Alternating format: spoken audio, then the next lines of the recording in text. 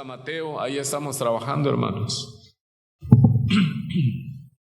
Y vamos a ir a una narrativa, un tema que se ha usado tristemente muchas veces de la manera incorrecta y tiene por título allí en el capítulo 17, el impuesto del templo.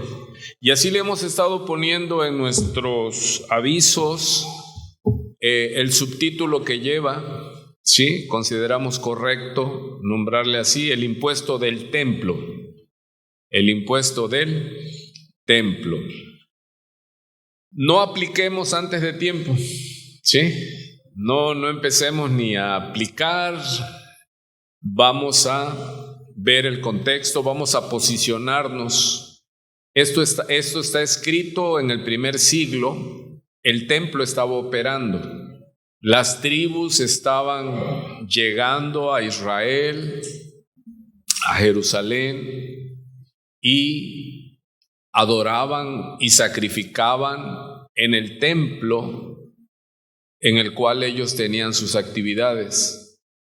Y habían ya establecidas y establecidos los programas a través de los cuales se mantenían las directrices, a través de las cuales se sostenía la religión judía. Ellos administraban, estaban los fariseos, los sacerdotes, y sabe que este tema, el impuesto del templo, no está en Marcos, no está en Lucas, no está en Juan. ¿Por qué sería que está en Mateo? ¿Cuántos se acuerdan de lo que hemos estado estudiando de Mateo? ¿Cuál era el oficio de Mateo? Era un cobrador de impuestos. Así que él sabía, ya le interesaba el tema. Y tan es así que él maneja dos narrativas del cobro del templo, impuesto del templo. Y él cobraba, él era un contratado por el imperio, porque él aparte cobraba el otro impuesto, el del imperio romano. Así que los israelitas, como toda nación conquistada, lo que los subyugaba, lo que los explotaba sobremanera, eran los impuestos. Y Roma tenía fama porque tenía un ejército, radicaba toda su fortaleza en el ejército, y un ejército enorme como el que tenía en este siglo Roma demandaba mucha economía para poder mantener los víveres y todo. Imagínense esa infinidad, miles. Todo el mundo conocido estaba bajo el imperio romano, y lo que pedía Roma en cada ciudad que conquistaba era el impuesto para el imperio.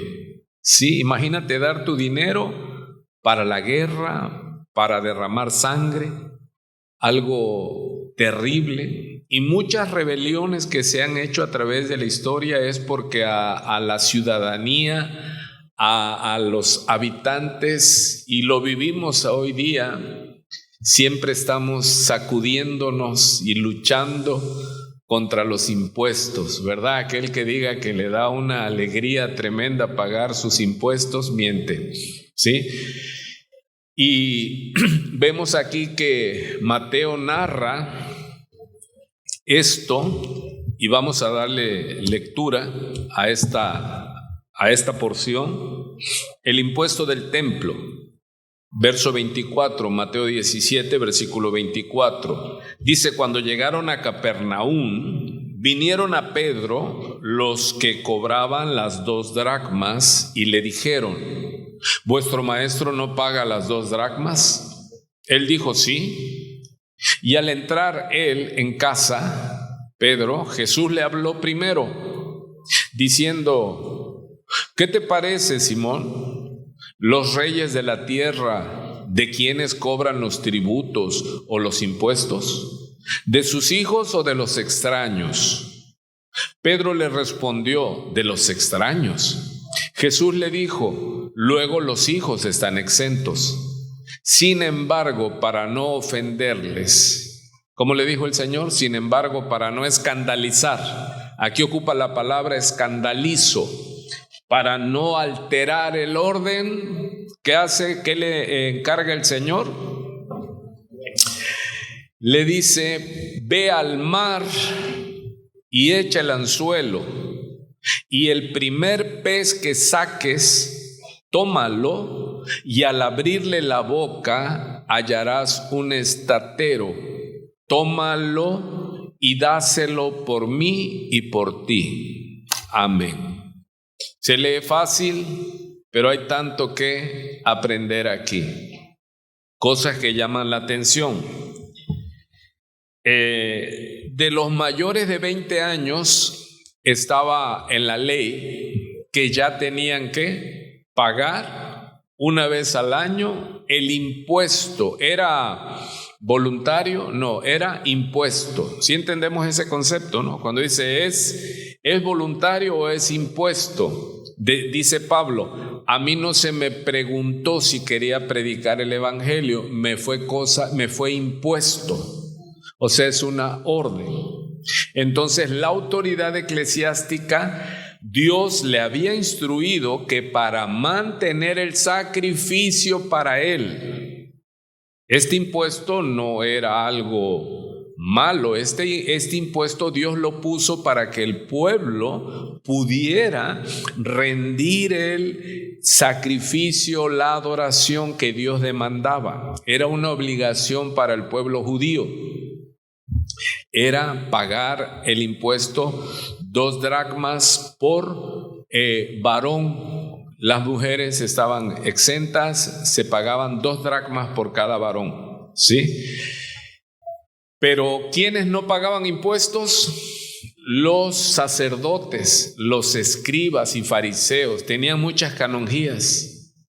¿Y cuántos saben que esta era la lucha? Ellos enviaban y veían, como cuando fueron y le tendieron trampa y le pidieron señal del cielo. Aquí, ¿cómo ve usted la connotación de la narrativa? ¿Querían saber o iban buscando una falla en el Señor? ¿Sí? Y no se dirigen a Jesús directamente, sino que se dirigen a Pedro y le dicen a Pedro: ¿tu Señor no paga el impuesto del templo? ¿Y qué hace Pedro, hermano? ¿Qué hemos aprendido de Pedro? Ni siquiera dijo: permítame, voy a preguntarle. No, él dijo con toda la seguridad: sí, por supuesto, ¿verdad? Imagínense de camino a donde estaba el Señor en la casa en Capernaum. ¿Cuántos son así, hermano? ¿A qué hora? Yo y mi bocota decimos, ¿verdad? ¿A qué hora? No, hombre, yo lo pago, sí, pero ¿de dónde? Y él llega y ya estaba preocupado. Y estaba pensando cómo decírselo al maestro, pero antes de que él dijera, el Señor, ¿qué le dice? ¿Qué piensas, Pedro? ¿Cómo ves, Pedro? Como diríamos muy a lo mexicano, ¿y cómo la ves? ¿Quién le dijo al Señor? ¿De qué se trata la Biblia? ¿De qué se tratan los evangelios? ¿De qué se trata? ¿Cuál es el propósito por el cual Mateo escribe su evangelio? Mostrar que Pedro es la piedra donde se va a edificar la iglesia de Cristo. Mostrar la fe de Pedro. No, ¿cuál es el propósito de los evangelios? Porque esto nos va a ubicar, hermano. He escuchado mucha gente predicando este tema. Te está esperando tu pez cuando salgas, créelo. Herejía. Es que así como Dios le dijo a Pedro, así va a venir tu milagro. Herejía. De hecho, es destruir la narrativa aquí, hermano. Ni siquiera es necesario, porque no es el propósito. Recuerde, ¿qué es el propósito de Mateo? ¿Cómo abre él? Él viene anunciando al Mesías. Dice, es hijo de Abraham, hijo de David, Él es el Salvador, Jesús. Ellos narran cómo Juan el Bautista lo señala. Él acaba de narrar la transfiguración cuando a un lado aparece Elías y del otro lado Moisés y la Shekinah, la gloria y una voz del cielo que decía ¿qué es lo importante de los evangelios? Señalar que Jesús es el eterno Hijo de Dios, que es Dios en la carne y que se humilló y vino a salvarnos. No se trata de Pedro, de Juan, de María, de José. Cuando usted entiende eso doctrinalmente, usted da un salto enorme en el estudio de la Escritura, porque de Él habla la Biblia. ¿Sabe que cuando la iglesia entiende eso, cuando los predicadores entendemos eso, mire, no nos confundimos? Porque aquí podemos irnos ¿en qué? Amado, imagínate que le dice el Señor a Pedro, pero no te preocupes, Pedro, para no escandalizarlos, porque ¿qué es lo que buscaban ellos? Problemas. Ellos querían llevar al Señor a tener ese problema. En Mateo 22:15 te voy a leer algo, pero todavía no llegamos ahí. Pero Mateo narra ¿qué? 2 cobros de impuestos. Un cobro eclesiástico y el otro cobro imperial se llama. ¿Sí? Escucha, Mateo 22:15. Entonces se fueron los fariseos y consultaron cómo sorprenderle en alguna palabra. ¿Qué es lo que estamos viendo, hermano? La acechanza contra el Señor Jesús. Querían encontrarle una falla, querían tenderle trampas y por eso le preguntaban y le decían. Y imagínense al hombre, al ser humano, queriendo tenderle una trampa al Creador, ser más sabios que Dios. Y por eso dice el Salmo, Dios se reirá de ellos, hermano. Dios ya sabía, antes de que ellos le preguntaran algo, Él ya sabía por dónde venían. ¿Cómo la ve? ¿O quién le dijo al Señor lo que le habían dicho a Pedro y lo que Pedro se había comprometido? Nadie. ¿Por qué? Pero ¿qué muestra Mateo ahí en la narrativa que acabamos de leer? Que Jesús es ¿qué? Dígalo. Es Dios eterno, es Dios omnisciente, es Dios omnipresente y es Dios omnipotente. No se trata de Pedro. ¿Sí se acuerda que estudiamos en Mateo 16 que no hay que caer en esas discusiones de fábulas, que si Pedro, que si esto, que si María? No, cada uno tuvo su lugar y su papel, pero aquí se trata de Él. Si usted entiende eso, hermano, usted va a dar un salto, usted va a crecer. Cuando alguien le quiera llevar de que si esta congregación, si esta, dile no, se trata de Jesús, se trata de Cristo. Toda la apologética, toda la lucha, no es la fe de los hombrecitos, se trata del Dios de la gloria en Jesús. Si usted entiende eso, hermano, usted va a poder enseñar, usted va a poder hacer apologética con cualquiera. Porque usted le va a decir, mira, tú y yo somos pecadores, tú y yo no tenemos poder. Él es el Todopoderoso. ¿Sí se entiende? ¿Cuál es el objetivo aquí de Mateo? ¿Hablar de Pedro? No, porque es Pedro, pero puede ser tú. Pero tú no puedes ser Jesús. Jesús es solo Jesús. Entonces, vea usted. Pero era necesario un Mateo porque él conocía de impuestos. Entonces él más adelante hace esta otra narración. Fariseos se pusieron de acuerdo para sorprenderle en algo y le enviaron los discípulos de ellos, o sea, los discípulos de los fariseos con los herodianos para preguntarle diciendo, mira, Maestro, permíteme darle esa entonación, sabemos que eres amante de la verdad y que enseñas con verdad el camino de Dios y que no te cuidas de nadie porque no miras la apariencia de los hombres. Dinos pues, ¿qué te parece? ¿Es lícito dar tributo a César o no? ¿A dónde lo llevaron, hermano? Contra la pared. Ellos pensaron, ya lo tenemos. Porque si él decía, sí es lícito pagar el impuesto al imperio, y le iban a decir, ¿y cómo? ¿Por qué? Porque pagar el tributo al César, es decir, ave César, es decir, César el emperador, es divino. ¿Se imagina? No solo era reconocerlo como era el emperador, eran divinos. Por eso decía ave César. Traían la efigie, lo que representaba al César, porque el César es el título del emperador. Y tú tenías que decir ave César y echar incienso allí. Si tú no lo hacías, al Coliseo Romano, a los leones. ¿Sí? Entonces lo llevaron contra la pared. Y ya vemos cómo él sale, porque el hombrecillo queriendo tenderle una trampa al rey. Pero aquí de qué está, ¿cuál es el propósito de Mateo? Mostrar la sabiduría de Dios y la sabiduría maligna del hombre. ¿Cómo llegaron? Salameros, dicen por ahí, ¿no? Y maestro, y esto, y tú, y el Señor, ¿qué? Es como cuando llegamos en oración con un corazón sucio. Porque lo que hoy me ministraba el Señor es, para poder entrar, dice, bienaventurados los de limpio corazón, porque ellos verán a Dios. ¿Por qué podemos y debemos cantar santo, santo, santo? ¿Sabe que eso es poderoso, hermano? ¿Sabe que nosotros no estamos llamados a cantar poderoso, poderoso, poderoso? No. ¿Qué se suma 3 veces? Santo, santo, santo. Pero ¿quién puede gozarse en eso? Los de limpio corazón. Sin santidad nadie verá al Señor. Por eso, hermanos, nuestra lucha es a ser santos, llamados a ser santos. Estamos en este mundo, pero no somos del mundo. No te contamines, cuida tus ojos, tus oídos. Cuídate.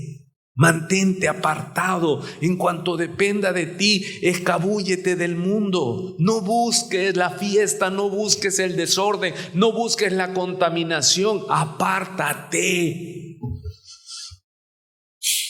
Me fui muy alto, ¿no, verdad? Es que sin santidad, hermano, no hay diferencia. Nosotros somos sal y luz. Tenemos que cuidar nuestros ojos, nuestros oídos. Todo eso es contaminación de espíritu.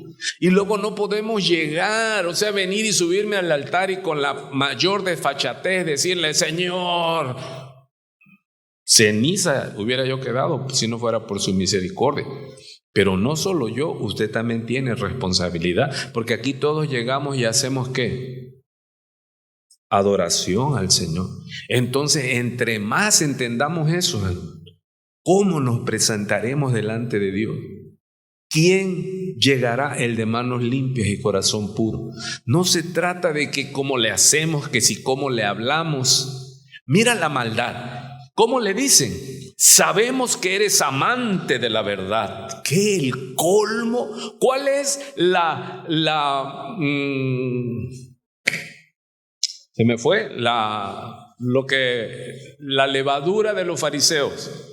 ¿Qué es lo que el Señor le señala a los religiosos? La hipocresía.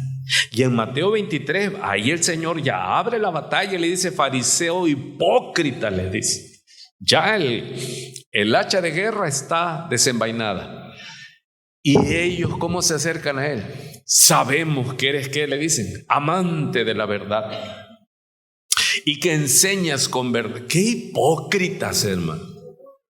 Ellos, el camino de Dios, y que no te cuidas de nadie porque no miras la apariencia de los hombres. Pero mira cómo dice en el verso 18, pero Jesús, conociendo la malicia de ellos, les dijo, ¿por qué me tentáis qué? Hipócritas. ¿Y cómo les sacaba su argumento?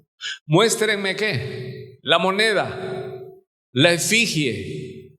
porque eran diferentes monedas. Una era la moneda que corría en Jerusalén, con la que iban al templo, los dracmas, los estateros, y aparte era la moneda del imperio. Y esa traía la efigie del emperador, y atrás traía la leyenda de Salve César. Dice, ¿por qué me tientan, hipócritas? ¿Qué descubrió el Señor? ¿Qué es lo que ellos querían? Que si el Señor decía, sí es lícito darle el impuesto, está traicionando a la nación. Y si decía que no, iba a decir, entonces estás soliviantando al pueblo a que se rebele y no pague el impuesto. O sea, por ambos lados, ¿qué? Le tocaba perder. Pero ellos no contaban que ante esa trampa el Señor no lo puedes. Él es la sabiduría. ¿Y cómo los mató? ¿Qué les dijo? Muéstrenme la moneda del tributo. Y ellos les presentaron un denario. Entonces les dijo, ¿de quién es esta imagen y la inscripción? Se da cuenta, traía la imagen del César y traía la leyenda hacia él.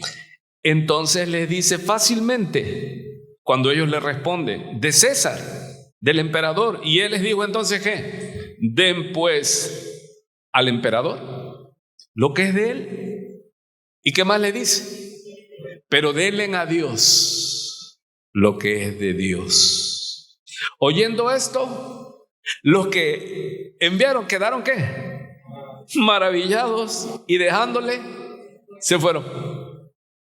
Porque ni siquiera los jefes, los fariseos, y ellos no fueron, ellos mandaron a sus esbirros pensando que ahí iban a atrapar al Señor.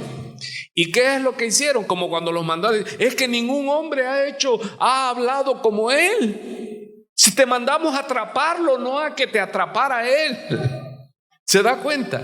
Ellos se maravillaron de la sabiduría, pero eso lo vamos a ver para cuando nos toque. Regresemos a el impuesto del templo, pero se da cuenta que era algo que está establecido, hermano. O sea, nosotros tenemos la obligación de pagar nuestros impuestos, pero regresemos entonces al impuesto del templo, ¿sí? Jesús le dice como una parábola a Pedro. Y le dice, Pedro, ¿de quién cobran los impuestos los reyes? ¿De sus hijos o de los extranjeros? Pedro responde. Dese cuenta que hasta aquí Pedro no le había dicho cuál era el motivo que lo traía dando vuelta.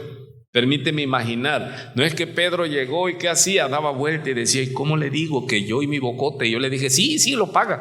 ¿Y de dónde? Si no tenemos dinero. Quiero que vean algo. Cuando Pedro y Juan suben al templo, y en la puerta llamada La Hermosa había un cojo allí pidiendo limosna, y cuando ve a Pedro y a Juan los mira y les extiende la mano, diciéndoles que si le daban una limosna. Pero Pedro, ¿qué le dijo? Pedro y Juan, ¿qué le dijo? No tengo oro ni plata, pero lo que tengo te doy. Sé sano en el nombre del Señor. E inmediatamente, y vemos la historia, eso nos va a tocar también más adelante, pero ¿qué quiero llamarte la atención? Pedro, los apóstoles, que los usan esos predicadores de la prosperidad, ellos traían dinero.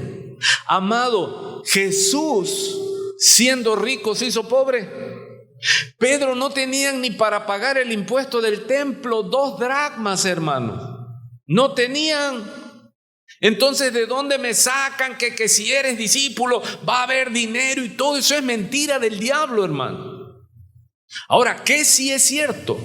Que se puede aplicar, pero ese no es el propósito, porque se desvía del propósito. ¿Cuál? Te pongo un ejemplo. Te digo, hermano, usted quiere tener dinero, trabaje. Porque el Señor manda a Pedro ¿a dónde? A trabajar. Y Pedro sabía ¿qué? Pescar. De hecho, Pablo, para no ser gravoso, porque cuando Pablo llega, ya el diezmo estaba abolido. ¿A qué se dedicaba Pablo para mantenerse y predicar?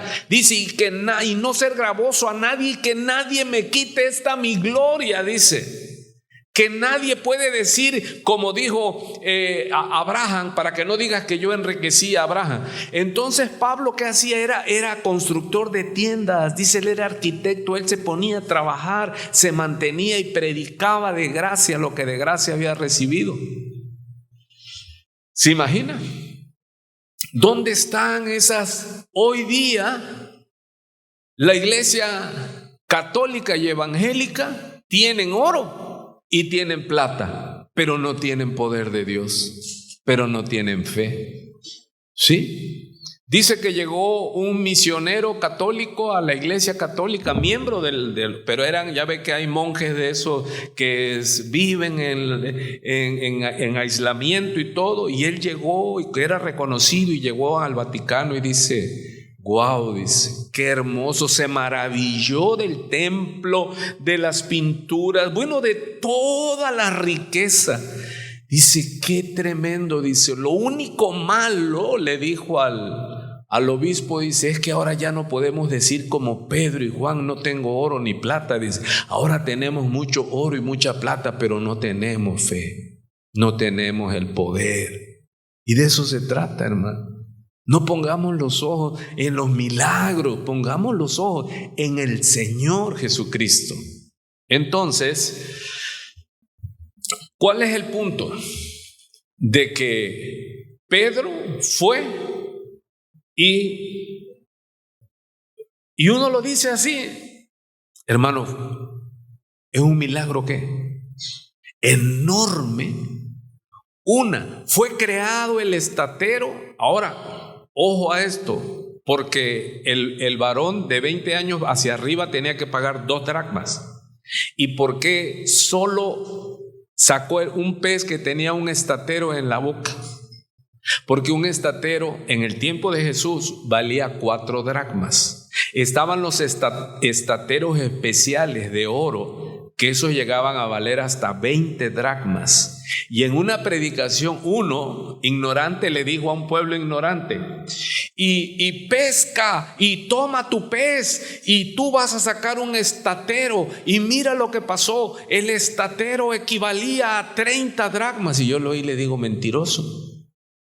¿Y qué hizo? El Señor no solo le dio para pagar, sino que le dio además en abundancia. ¿Cuántos están preparados para ir por su pez? ¿Cuántos aquí están preparados, hermanos, para ir y con el anzuelo? No, usted ya no lo engaña. Decime, pero viera, hermano, miles. Y ese predicador que estaba haciendo eso tenía miles de seguidores, hermano. Y nosotros que predicamos la verdad, ni a 400 llegamos. Porque la gente no quiere, la gente quiere las fábulas. ¿Cuántos van a ir por su pez saliendo de aquí, hermanos? Y le abre la boca y ahí va a estar el dinero que necesita. Exegéticamente, ese es el mensaje. No. Vamos rápido por cuestión de tiempo, porque gracias a Dios ocupamos tiempo en la alabanza y en la oración y en la administración. Pero ¿qué tenemos que aprender aquí? De entrada le doy el punto. El Evangelio, la Biblia, se trata de Jesús. Porque ¿qué podemos ver de Pedro, hermano? Que te digan, ve. ¿Qué le ponemos ahí? La fe de Pedro. Porque a ver qué te diga el Señor, ok, sí se debe eso. ¿Qué vemos? No tenían ni un penique. Ni Jesús, nadie. No era de que, pues, entonces hizo el milagro el Señor. Sí, pero ese no es el punto principal. Pero quiero que lo veamos. ¿Qué hace Pedro? Un acto de fe, hermano. Él fue y ve cómo armó su anzuelo y todo y echó. Imagínate que iba pensando Pedro y que alguien le dijera, ¿dónde vas, Pedro? Voy por un pez porque le voy a sacar un estatero. ¿Qué iban a decir? A la religión ya lo volvió loco. ¿Se imagina a Pedro, hermano? Pero ¿qué me admira a mí de Pedro? Llamo a Pedro que él fue. Ahora, pero no es un Pedro así virgen, no, él ya había caminado sobre el mar. O sea, ya había agarrado ¿qué? Ya iba agarrando valor, ya iba agarrando fuerza, ¿no? O sea, no, pues si yo caminé sobre el mar, que no saque yo un pez, que el Señor dio la orden. ¿Quién dio la orden la noche que estuvo Pedro intentando pescar y no pescó nada? ¿Quién le ordenó a los peces? Porque Dios tiene autoridad sobre todo lo creado. ¿Quién ordenó al gigante, al pez que estuviera esperando porque iban a lanzar a Jonás y lo iba a tragar? ¿Quién le ordenó al pez que ahí estuviera? ¿Quién le ordenó al mar que se agitara? Él es el Todopoderoso. ¿Quién le ordenó? ¿Quién preparó al pez? El pez ya estaba esperando. Pedro quizás iba en su lucha de fe y el pez ya con el estrategia. Permíteme hacer un poco. Y el pez con la moneda aquí diciendo: Pedro, apúrate que me estoy atorando con esta moneda. Y que llega Pedro, mire, no le dice al primero, al segundo, al tercero, como se le dijo a el general sirio, ¿cómo se llama? A Naamán. 7 veces hasta para que no, al primer intento tú lo sacas, le abres la boca. ¿Qué? Y usted lo lee y usted lo cree. Eso es fe. Y usted dice: wow, y decimos: wow, la fe de Pedro, hermano. Pero se trata de Pedro. No, si usted entiende esto que yo quiero que usted reciba, mire, hermano, usted va a avanzar mucho. Toda la Biblia no se trata de los hombrecitos, como dicen, no, es que un gran hombre de Dios. Le digo: no, somos hombrecitos en manos de un Dios grande y todopoderoso. Y sí, ¿cuándo es que le atinamos? Cuando tenemos fe en que Él es poderoso para hacer. Él le dijo a Pedro: tú ve. Imagínate que Pedro va, hermano, y ya llena, saca casi todo Capernaum, todo el mar, y revisó y revisó y revisó. Y no, el primero, porque esa es la señal del milagro. Entonces, la fe de Pedro. Pero esta historia habla de la fe de Pedro y de tu fe. Y que te diga, la aplicación, hermano, es que usted así, de una manera milagrosa. ¿Cuántos no hemos oído? Y hoy saliendo, hermano, usted checa ahí en su app y usted va a ver dinero. Lo que le falta para salir del problema, dinero va a aparecer. ¿Cuántos dicen amén? Aleluya. Ya usted ya no le engañan, gloria a Dios. Y si quieres tener dinero, ¿qué tienes que hacer? Si quieres aplicarlo ahí, pues trabaje. Pedro volvió a pescar.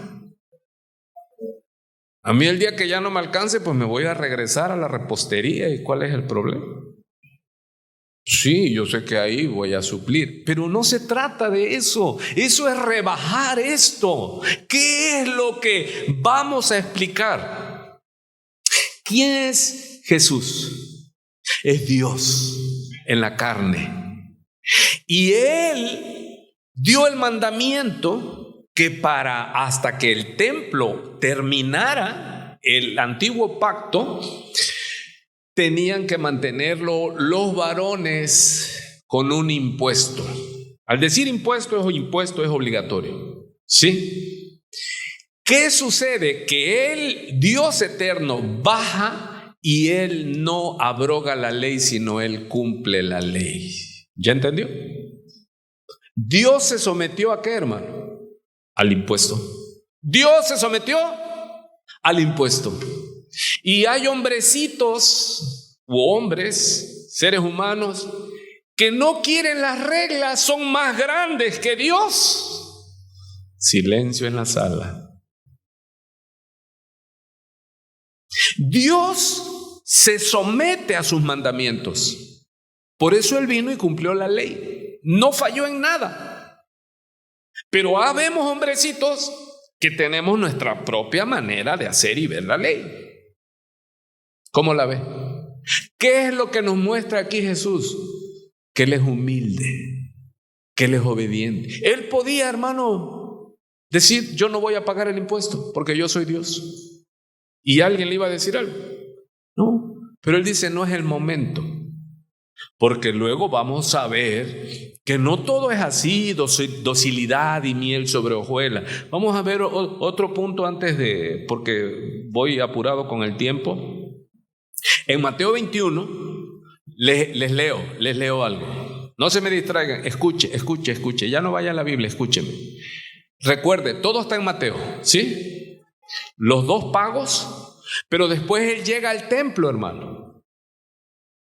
Y entró Jesús en el templo de Dios y echó fuera a todos los que vendían y compraban en el templo, y volcó las mesas de los cambistas y las sillas de los que vendían palomas, y les dijo: escrito está, mi casa, casa de oración será llamada, mas ustedes la habéis hecho cueva de ladrones. Y vinieron a él en el templo ciegos y cojos y los sanó. Pero los principales sacerdotes y los escribas, viendo las maravillas que hacían, adoraron a Jesús. Eso debería de haber sucedido. Pero ¿qué es lo que hicieron? Se encendieron de celo, de ira, porque los muchachos clamaban en el templo y decían que Hosana al hijo de David, y se molestaron, se indignaron.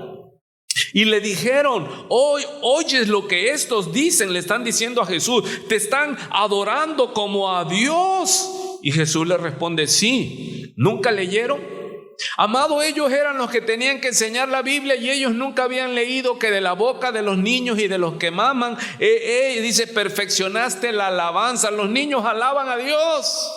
Ellos tienen un corazón que, bienaventurados los de limpio corazón, porque ellos ven a Dios. Y dejándolo, salió fuera de la ciudad a Betania y posó allí. ¿Qué cosa vemos en estas narrativas? Una, él estuvo de acuerdo en pagar el impuesto del templo siempre y cuando se use bien. ¿Está ahí? Él llega y desbarata el negocio porque ya estaban amasando riqueza sobre riqueza. ¿Qué haría el Señor Jesús si entrara al Vaticano? ¿Se da cuenta? Él manda para mantener su obra la ofrenda.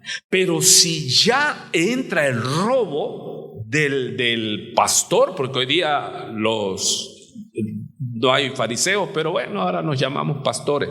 Pero toda iglesia que haga énfasis en demasía del dinero, esa no está Jesús de acuerdo con esa iglesia. Porque no debe de haber carencia, ni falta, ni que andemos ahí con el bote ahí, o sea, boteando se llama, ¿verdad? ¿Dónde están los taxistas? Que de la iglesia de Cristo, hermano, échale ahí. Andan de por diosero. No, que no nos falte, pero tampoco que no sea una riqueza insultante, hermano. Yo, los que quieren trabajar conmigo, le digo: mira, aquí comida y vestido va a haber. Pero no estamos aquí para hacer negocio. Porque ¿qué es lo que hizo el Señor ya cuando habían hecho cueva de ladrones el templo? Lo barrió, lo limpió. Entonces eso tenemos que ver. Pero ok, ¿qué es lo importante entonces? Él se avala y él dice: hay que pagar el impuesto del templo. Pero ¿qué vemos? ¿El Señor Jesús tenía dinero? ¿Era rico? No, dice que él, siendo rico, se hizo pobre por amor a nosotros. Pero ¿qué otra cosa es lo importante que vemos aquí y que resalta esta enseñanza? Que él se sometió. Esto es importante. Se trata de la fe de Pedro. Hermano, Pedro tuvo fe. Sí, imagínate que ahí lo ves cómo pidió un anzuelo prestado, una caña. No nos dice si le puso carnada o no, no nos dice, hermano. Porque eso no lo narra, solo narra ¿qué? Ni siquiera narra Mateo si encontró al pez y la moneda. No lo dice. ¿Por qué no lo narra Mateo? De que fuera con los cobradores de impuestos y todavía llevar ahí el pez así, pescado, déjame decirlo, y todavía para más poder así, y con el estatero ahí colgándole el pez en la boca del estatero, y que llegara: miren, pum, así paga mi maestro. Lo dijo. No lo narra Mateo. ¿Por qué no lo narra Mateo? 2 más 2 son 4. Porque no es el enfoque. ¿Qué es el enfoque que Dios nos está mostrando? Que Dios en carne se sujetó a su propio mandamiento. Aplicación. ¿Y nosotros? ¿Por qué no obedecemos lo que Él nos ha impuesto? ¿Por qué no oramos? Buenas noches. ¿Somos más que Dios? Jesús oraba. ¿Por qué Jesús podía exigir? Ni siquiera han podido orar 1 hora conmigo, le dijo a sus apóstoles. Si Él tenía carta abierta, camino libre con Dios, Él podía pedir ángeles y todo, pero Él se sujetó. Él no peleó como Dios, Él peleó como hombre, con obediencia hasta la muerte, venció al diablo con todo su ejército. Hermanos, si Dios vino, ¿qué es lo que nos muestra esta narrativa? ¿La fe de Pedro? ¿Cómo Pedro le mostró a los enemigos cómo estaba? No, tan es así que usted lee cómo termina. ¿Cómo termina esto? 27. Sin embargo, para no ofenderles, ve al mar y echa el anzuelo, y el primer pez que saques, tómalo, y al abrirle la boca hallarás un estatero. Un estatero, ¿sabe cuánto vale? 4 dracmas. O sea, que quedó para el refresco. Dios le suplió exactamente lo que necesitaba. Dios no es desperdiciado. Ahora, Dios le suplió para el placer de Pedro, no, para lo necesario. Señor, no me des riqueza ni pobreza, manténme del pan. A muchos no les gusta nada, el pastor está loco, ¿cómo crees? No, sigue el coche y No, hermano, usted pida, o Dios no sabe lo que necesitamos. Ahora, no metamos, no enturbiemos las aguas. Aquí no está hablando de nuestra vida social afuera, de nuestras cosas y necesidades, no. ¿Cuál es la enseñanza aquí? Que Dios en la carne se sometió. Que Dios siempre, y te lo puedo decir y te lo firmo, nunca para su obra va a faltar. ¿De dónde, hermano? Él no tiene, si lo sacó de un pez, no lo va a sacar de un durazno, lo saca también del durazno. Aleluya. Sí, a veces los más duraznos son los que vienen. ¿Y qué pasa? Que Dios me puso. Dios, aleluya. ¿Y te va a dar de más? No, exacto. Porque a Dios le interesa que es Él que dijo. Mateo 16. Yo edificaré. Y iremos pidiendo prestado y vamos a hacer un compartamos y vamos a pedir vale y vamos, no, hermano, yo edificaré mi iglesia, y es que Él es el dueño de todo el oro y toda la plata, y a Dios no le falta nada. Nosotros entramos aquí sin nada y compramos, hicimos y estamos, y queremos que recamado desde oro, no, porque queremos que sirva para lo necesario. Porque si empezamos a poner nuestros ojos que en las sillas, esto, quieren sillas cómodas, si así se duermen. Usted no, los del domingo. Hermano, se da cuenta que Dios cuida nuestro corazón. ¿Qué le dio a Pedro? ¿De más? Le dijo, mira, ve, tírate al mar y ya vas a encontrar el cofre del pirata. No, vas a pescar milagrosamente lo necesario. ¿Qué habrá dicho Pedro? Señor, ¿y por qué no? Si tú multiplicaste panes, ¿por qué no hiciste la arena? Y Pedro, ve y paga. ¿Para qué me mandas al mar? Porque son actos de fe. Dios te va a decir, haz algo, pero no salga con la fábula de que Dios me dijo esto y el otro. No, es para la obra, para su gloria. Un ejemplo y nos vamos. Uno de estos días yo dije, va a ser el primer domingo que no voy a salir. Les voy a decir, ¿sabes qué? Saquen el servicio, no puedo.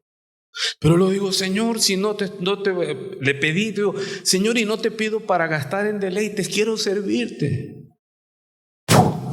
Se fue dolor, se fue enfermedad, estaba yo como chamaco. Acabando el culto me volví a ser viejito, pero Dios da para su obra. Amado, usted quiere tener vida. Dígale al Señor, dame vida porque quiero servirte, y Dios te la va a dar. Pero no te va a dar para gastar en tus deleites, y no me lo estoy sacando de la manga, dice Santiago 5. Pides y no recibes porque pides mal, porque pides para gastar en tus deleites. Pide para la obra, dile, Señor, dame sabiduría, yo quiero enseñar, Señor, dame esto, dame fuerza y todo, pero pídele al Señor para Él. Vámonos ya, porque esos amenes están muy... ¿O qué quiere que le diga? Vaya al río, hermano, ahora, y Dios me dio esta... Y muchos irían, hermano. Entonces terminamos. La Biblia se trata de mostrar que Jesús es el eterno, que Jesús es el Mesías prometido para salvar a su pueblo. Toda la Biblia se trata de eso. No se trata de David, no se trata de Pedro, no se trata de Pablo, no se trata de Juan, no se trata de María, no. Ellos no. Se trata de Jesús. ¿Y qué es lo que aprendimos esta noche, hermano? Que Él, siendo Dios, se sujeta a su palabra. Nosotros, le pido en el amor del Señor, que no siendo dioses, nos sometamos a los mandamientos de nuestro Dios. Seamos obedientes, hermano. Y Él nos dijo que ayuno, oración, dar, amar, ayudar, ayunar, ayudar, dar santidad a Jehová. Debemos hacerlo, porque si Él lo hizo, nosotros también podemos. Padre, tantas gracias te damos, Señor. Muchísimas gracias, Señor, porque en verdad nos haces ver lo que tú quieres que veamos. No los milagros que participaron, las cosas que lograron los hombres que estuvieron alrededor tuyo aquí en los tiempos terrenales. No se trata de ellos, Señor, sino de tu grandeza, de siendo rey, no veniste a ser servido, sino a servir.